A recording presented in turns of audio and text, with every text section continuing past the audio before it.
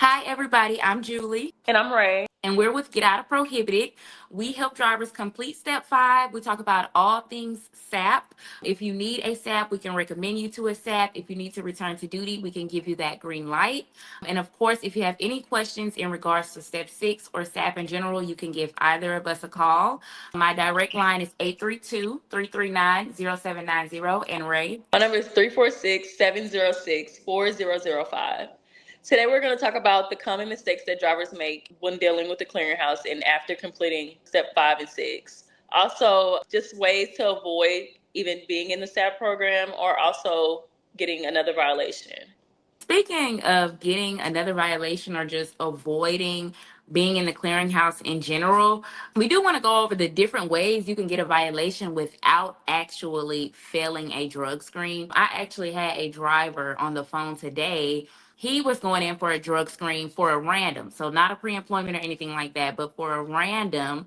And the temperature was off. And of course, your temperature can be off if you're sick or whatever the case may be. But usually, if the temperature is off, the tester is going to think that it's a red flag. And so immediately, if your temperature is off, they have the right to say that it is an observed test. They're going to watch you in the bathroom. They're going to tell you to pull your shirt up, pull your pants down, do a circle, and then they need to see the urine come out of you. And it's for men and women. And the observer does have to be the same sex. If you refuse to do that because you don't want nobody looking at you or whatever the case may be, that's a refusal. That's a big refusal, actually. I think we get a lot of calls where drivers are like, nobody's going to be watching me, or why am I getting treated like I'm on probation? But they do have the right to tell you, pull your pants down, pull your shirt up, and do a spin. Do not say no. Just go in there. It takes less than 5 minutes, and then do your business and leave. Another one is medication. I always tell drivers, try to keep your medication up to date as far as the prescription. Just because you may have a random or you may have an accident or anything, and they're going to send you the test. So if you have anything, any type of prescription drug in your system and it pops up and then you can't give the MRO a up-to-date prescription with the right dates on it, even if your name is on it and it is dated a week off from the time of your accident, you're going to end up in the SAP program. You're going to get a violation. So always make sure that everything is up to date.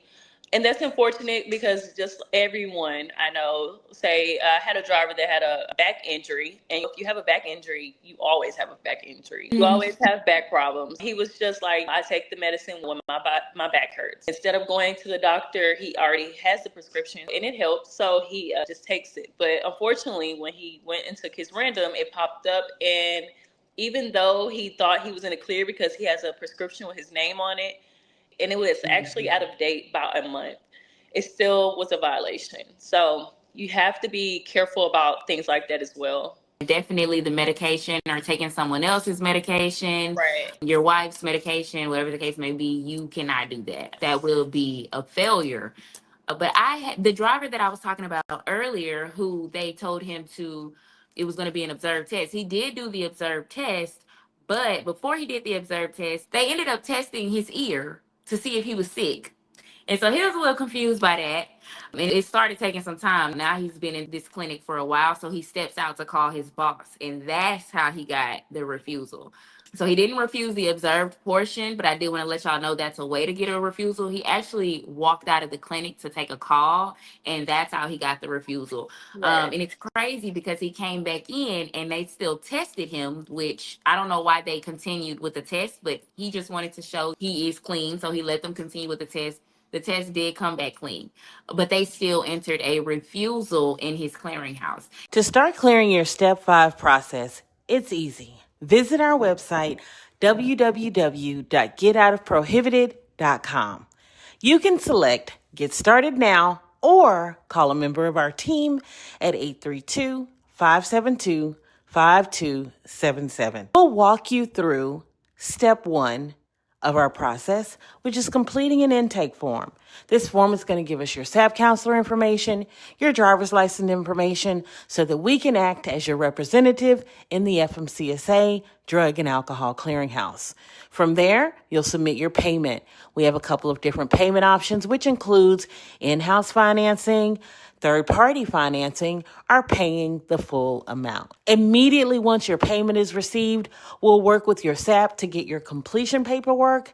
We will also determine exactly what type of test you need to take. Next, we'll walk you through, and when I say walk you through, we're literally holding your hand as we walk you through how to pick us as your representative in the FMCSA Drug and Alcohol Clearinghouse. And once that's done, we'll send you down to a drug testing facility in our network that's in your zip code. The results take about 3 to 5 business days to come back. And when those results come back, we're immediately going to update the clearinghouse and notify the driver's license office that you have successfully passed your return to duty drug test.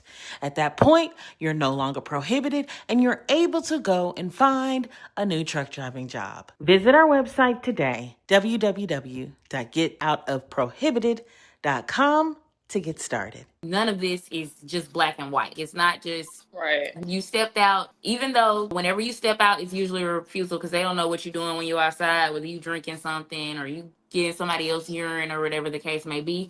So they went ahead and still did the observed test, but they still entered the refusal, which he called us asking what can be done. But this is as clear as day, a refusal is stepping out. So Right. do not take no phone calls outside the office where they can no longer see you. Stay in the office until you get done.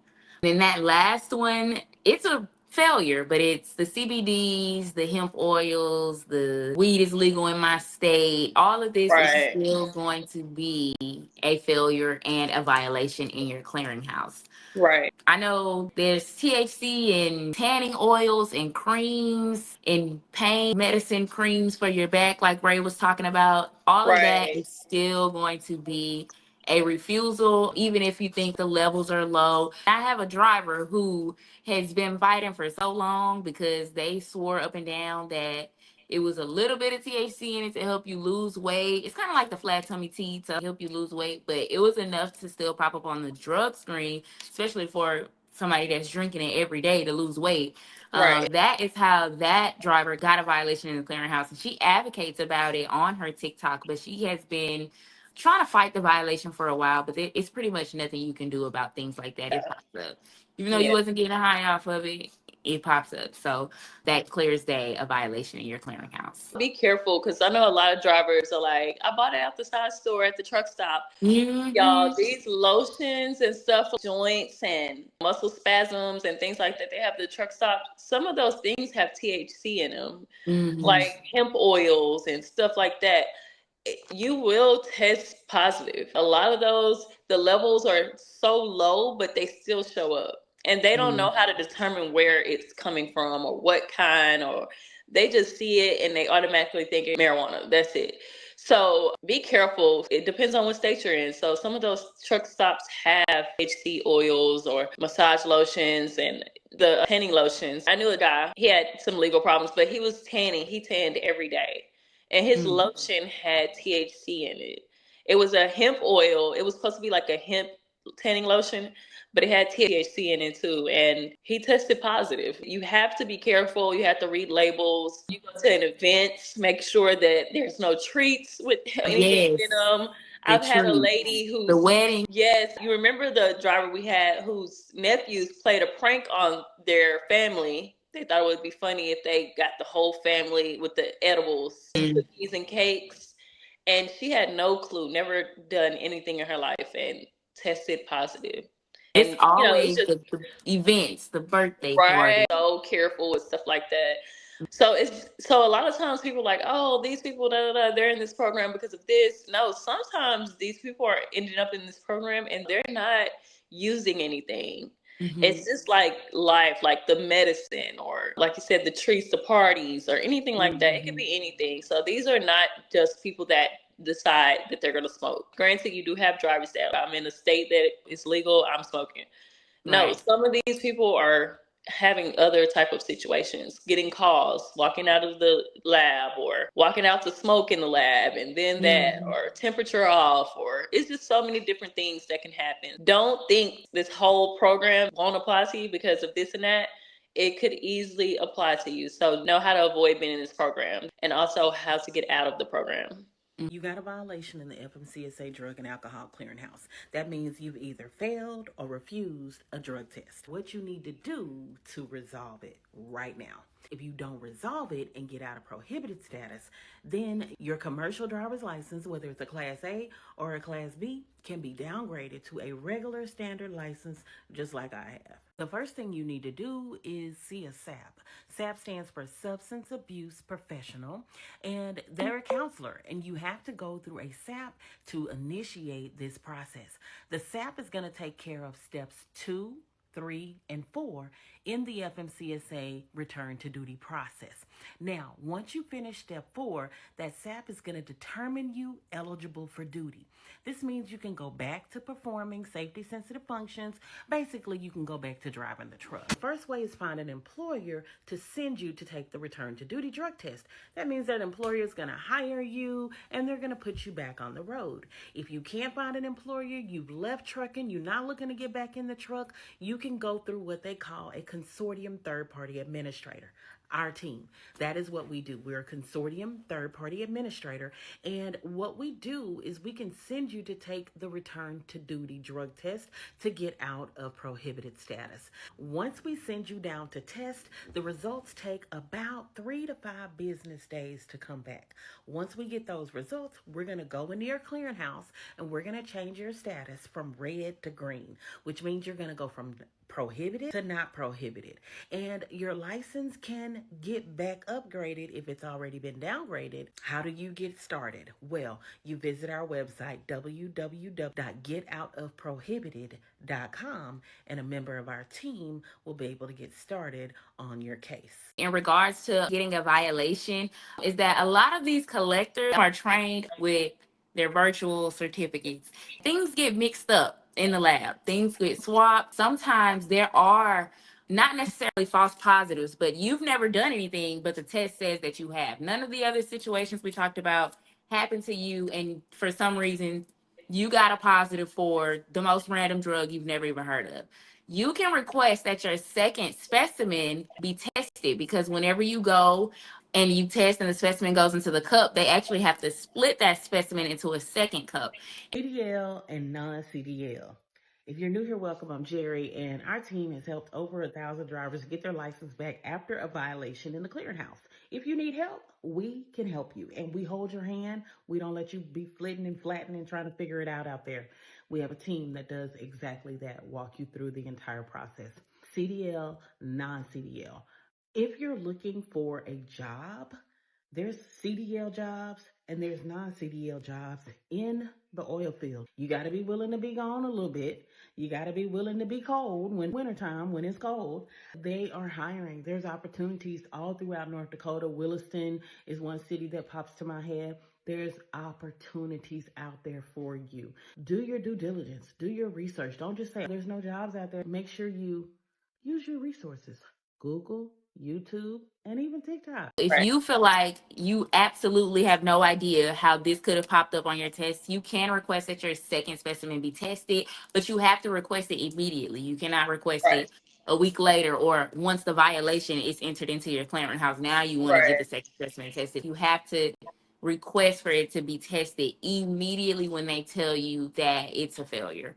These are just tips that you have to know, or you have to be following us to hear about, because nobody is telling drivers about any of these, especially not the collector. Right. We've had so many drivers and we've worked with so many drivers that we've heard almost every possibility, every story. Even before this, we're the SAP people. So SAP is not new to us at all. We were one of the first people that dealt with SAP.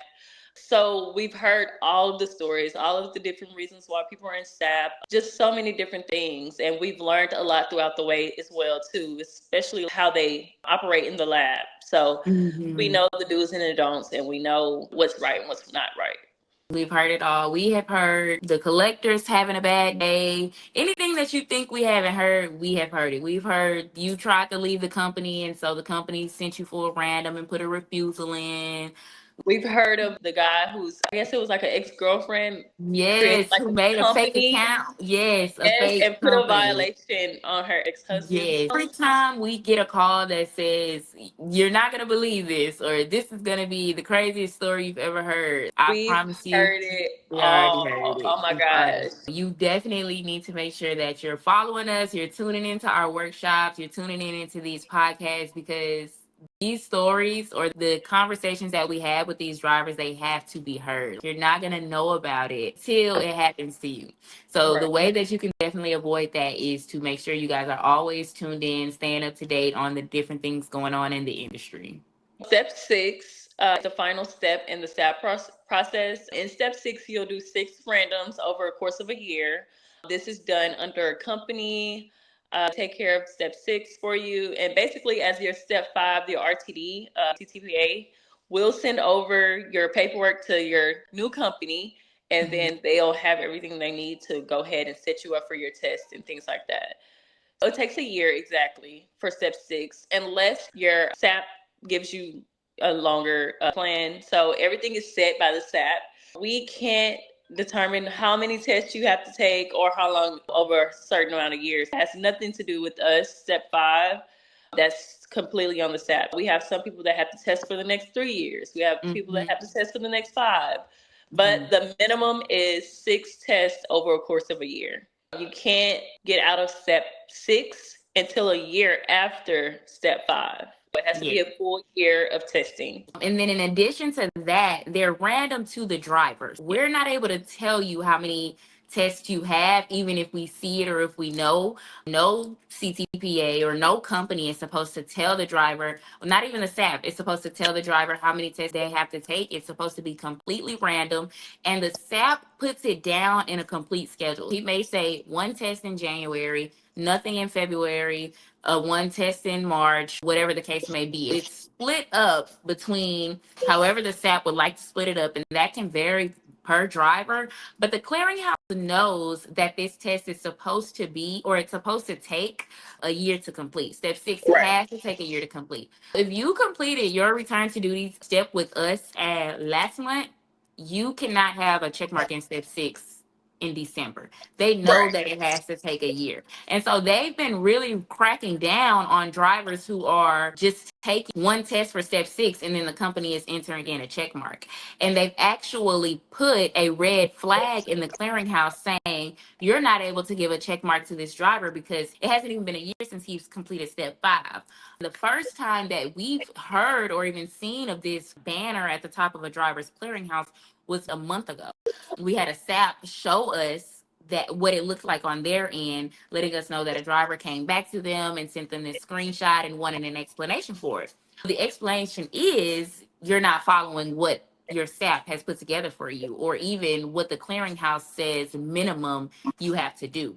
There are dates for every single check mark in your clearinghouse, even 1 through 4. It says you were eligible to return to duty on this date, but you actually returned to duty on this date. Right. You got your violation on this date. They know the spaces in between each step, and it absolutely has to be a minimum of a year now before you get that check mark in step 6.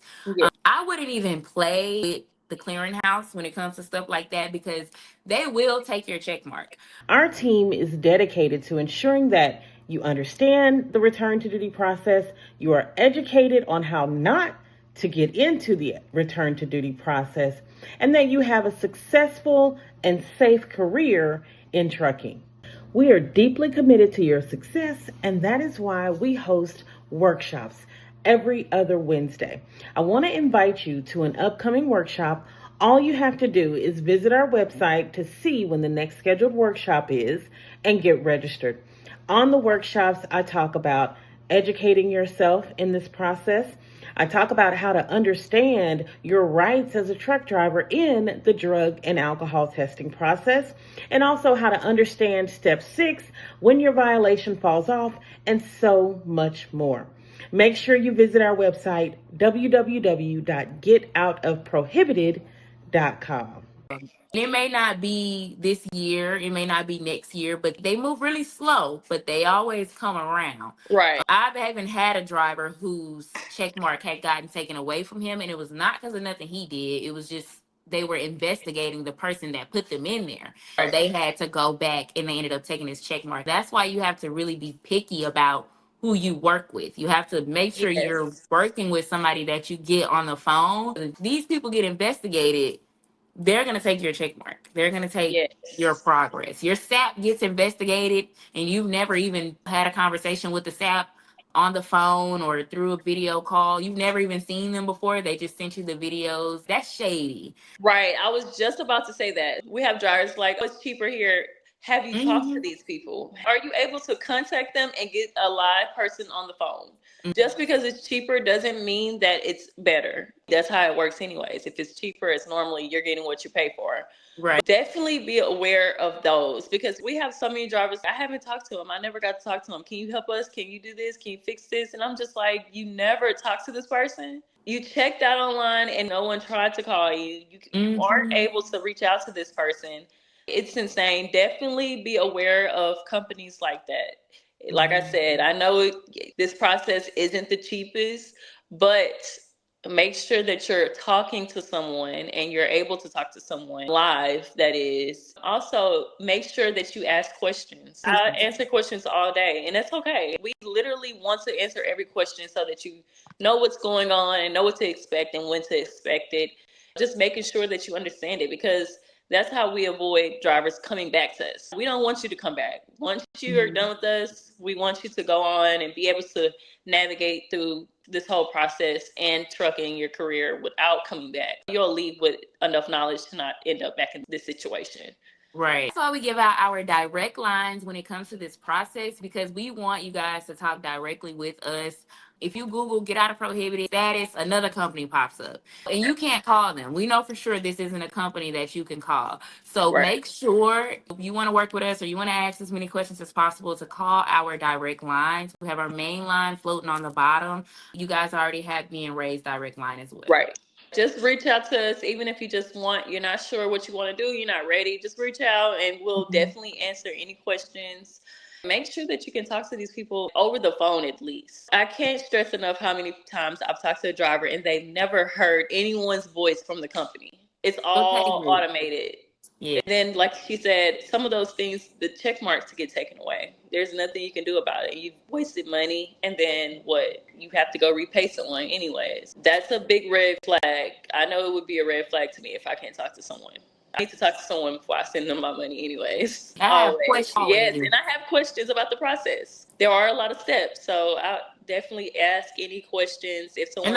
And there are a lot of scams, y'all. We have stories for days about scams. It's insane. Right. I don't even mind when a driver comes to me scared or on the fence anymore because how can you not be? Like, how can you not be at this point? No, I never get irritated with a driver when they have so many questions because I completely understand. And after hearing some of the stories I've heard, I'm always willing to talk to a driver and answer all the questions. Yes, And I'll talk to your SAP if you need me to. Right. If that makes you feel better. Right.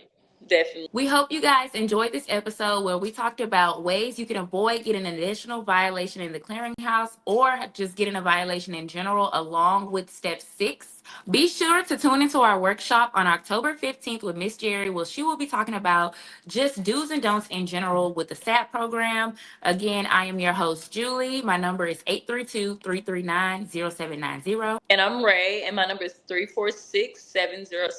346-706-4005. Thank you, and we'll see you guys next week. Thank you.